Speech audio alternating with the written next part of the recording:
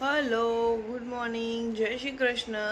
તો થઈ ગઈ છે આપણી મોર્નિંગ ગુડ અને વાગી ગયા છે 9 અને હું સીધી જાગીને બ્રશ કરીને અહીંયા બેસી ગઈ છું, કારણ કે કામ કરવાનો આવે છે કંટાળો, પણ એવું હાલશે તો નહીં, કરવું તો પડશે આપણે.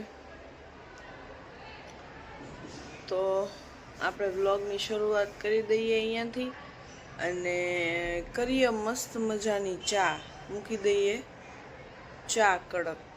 તો ચલો મળું પાછી થોડી વારમાં. ચલો તો વાગી ગયા 10, કારણ કે બહુ ઠંડી લાગતી હતી તો આપણે બ્લેન્કેટ ઓઢીને પાછા બેસી ગયા હતા અને નાસ્તો તો રેડી જ હતો. તો ચલો હવે બેસી ગયા છે નાસ્તો કરવા માટે. તો હું તમને બતાવું કે નાસ્તામાં આજે મેં શું કર્યું હતું.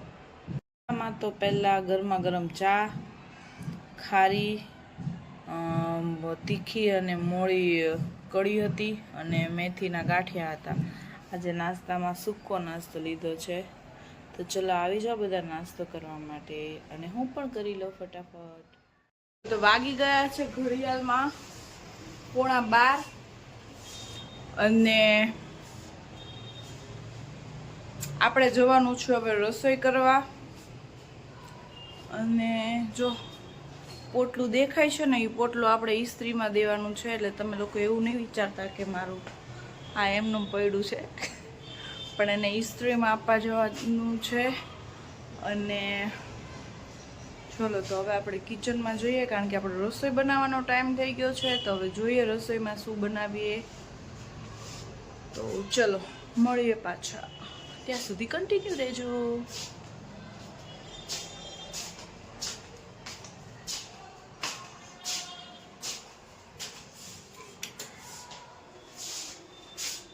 ફ્રીજમાંથી ફ્લાવર તો લઈ લીધું છે, પણ સાથે સાથે આપણને મળી ગયું છે જમરૂખ.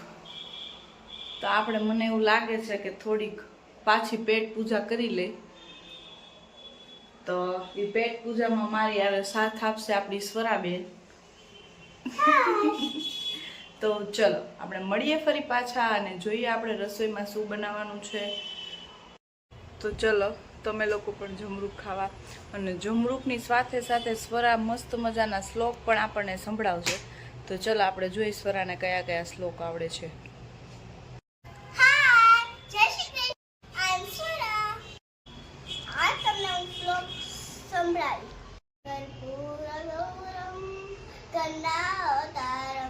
સંસારસારમ વિજેન્દ્રહારમ સદા વસંતમ દિનારવિંદે ભવન ભવાની હરિતમ નમામિ. મારા ચેનલને લાઈક કરજો, શેર કરજો અને સબસ્ક્રાઇબ કરજો. બાય. આપણા 1 વાગી ગયા છે અને જમવાનું તૈયાર થઈ ગયું છે. તો ચલો હું તમને બતાવું કે આજે જમવામાં મેં શું બનાવ્યું છે.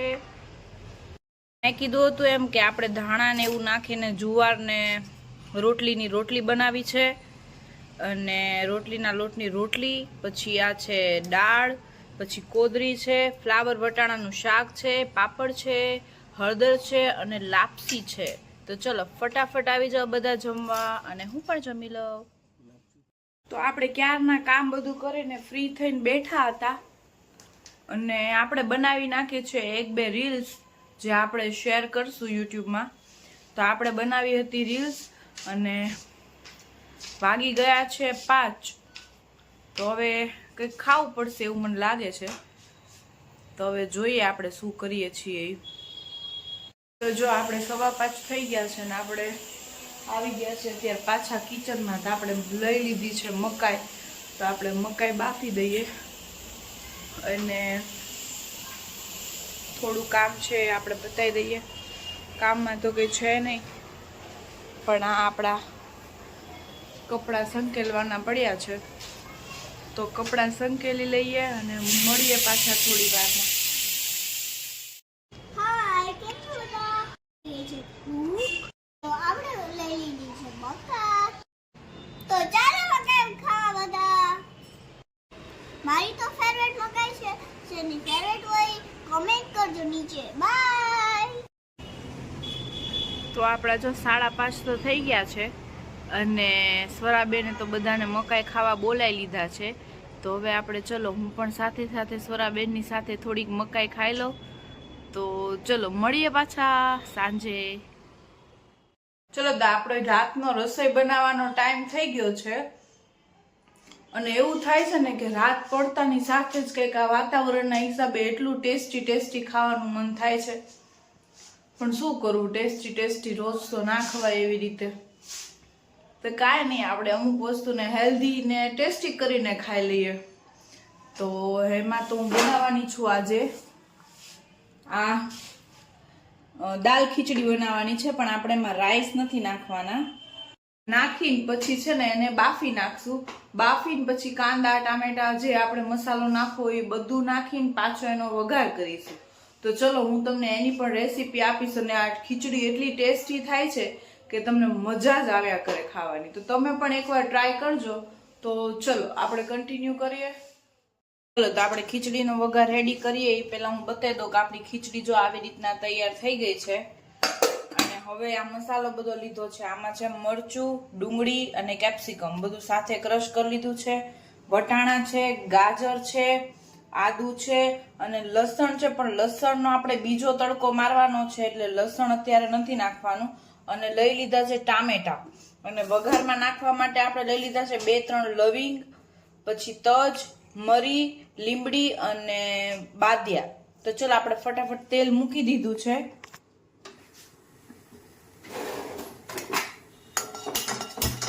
તેલ આવે ને ત્યાં આપણે રાઈ ને બધો મસાલો નાખીને વઘાર કરીએ, બરાબર.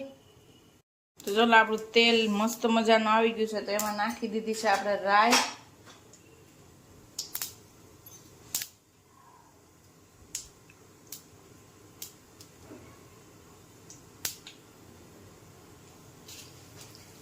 રાઈ થોડીક ફૂટી જાય પછી એમાં નાખી દઈશું આપણે જીરું.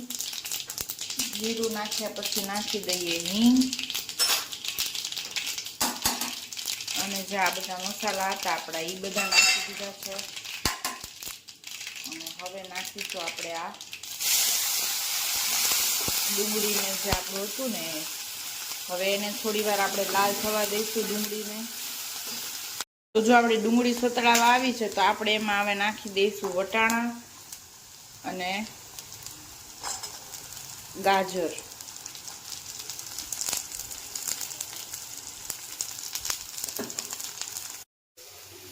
તો હવે આપણી બધી વસ્તુમાંથી 2 વસ્તુ બાકી છે. આ લસણનો તો આપણે બીજો તડકો મારવાનો છે. આદુ અને ટમેટું. ટામેટું પછી નાખવાનું છે. આદુ પણ પછી નાખવાનું છે કારણ કે અત્યારે આદુ નાખ તો નીચે આદુ ચીપકી જશે. એટલે હમણાં આદુ નથી નાખવાનું. આ થોડું ચડી જાય પછી આપણે એમાં આદુ નાખીશું. ત્યાં સુધી આને ચડવા દઈશું. આદુ નાખીને પછી આપણે ડાયરેક્ટ ટામેટા નાખી દઈશું.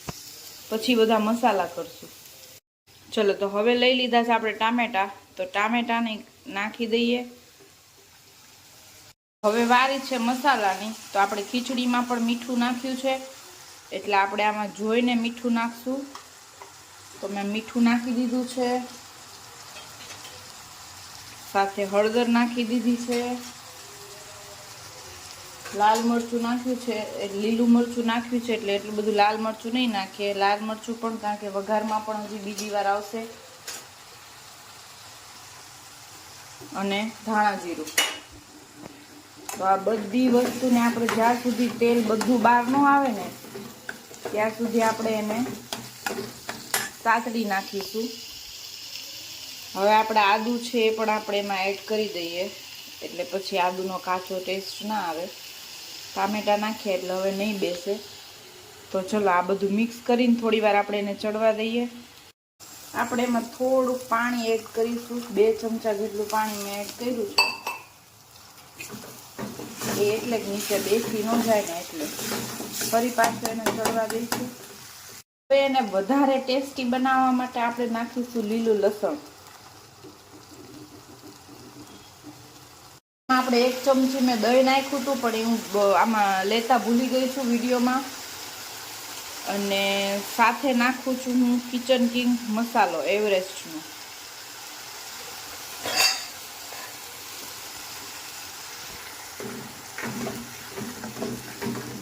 જો જો આપણું તેલ બધું બહાર આવી ગયું છે.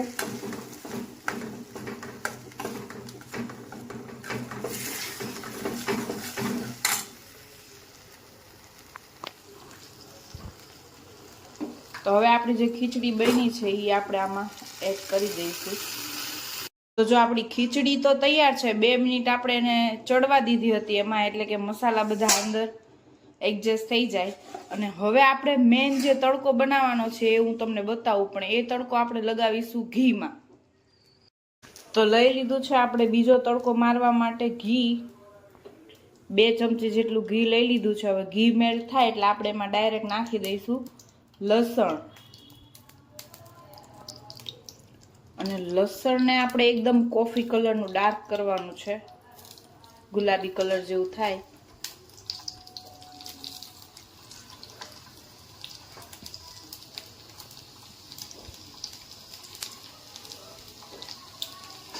વિડીયો હું મારી જાતે જ ઉતારું છું એટલે છે ને થોડી પ્રોબ્લેમ થાય તો તમે લોકો એડજસ્ટ કરી લેજો. કેમેરો આમ તેમ થાય તો, કારણ કે હું એક હાથથી આ બધો વઘાર કરું છું ને એક હાથે ફોન પકડ્યો છે.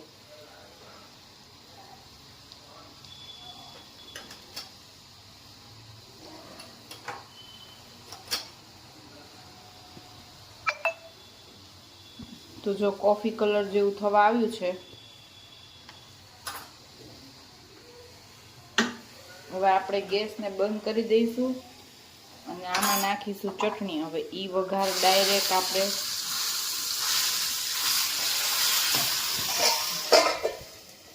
કરી દઈશું.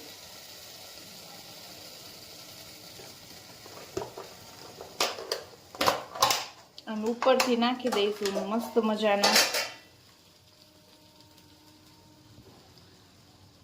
ધાણા. તો કેવી લાગી મારી ખીચડીની વગર ચોખા વગરની ખીચડી? તો કેવી લાગી આપણી ચોખા વગરની દાળ ખીચડીની રેસીપી એ મને કમેન્ટમાં જરૂરથી કહેજો. ને તમે બધા પણ એકવાર ટ્રાય કરજો, બહુ જ ટેસ્ટી લાગે છે. તો ચલો મળીએ પાછા જમવા ટાઈમે.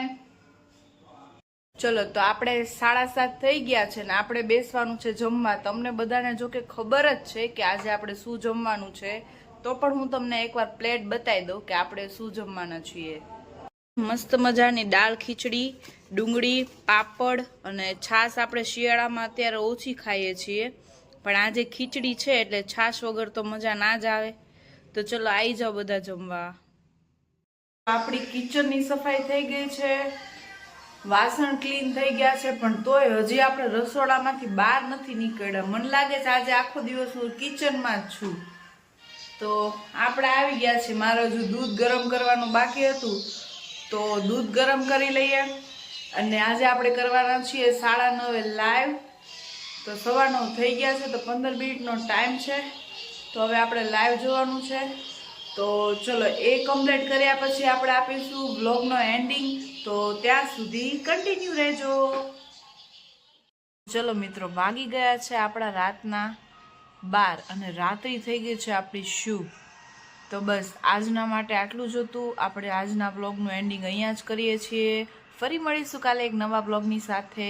ફરી કંઈક નવું લઈને આવીશું તમારી લોકોની સાથે. તો આજનો મારો વિડીયો ગમ્યો હોય તો લાઈક કરજો, વિડીયોને શેર કરજો અને ચેનલને સબસ્ક્રાઈબ જરૂરથી કરજો. તો ચલો મળીશું ફરી પાછા કાલે. ત્યાં સુધી બાય, ગુડ નાઇટ, જય શ્રી કૃષ્ણ, બાય બાય.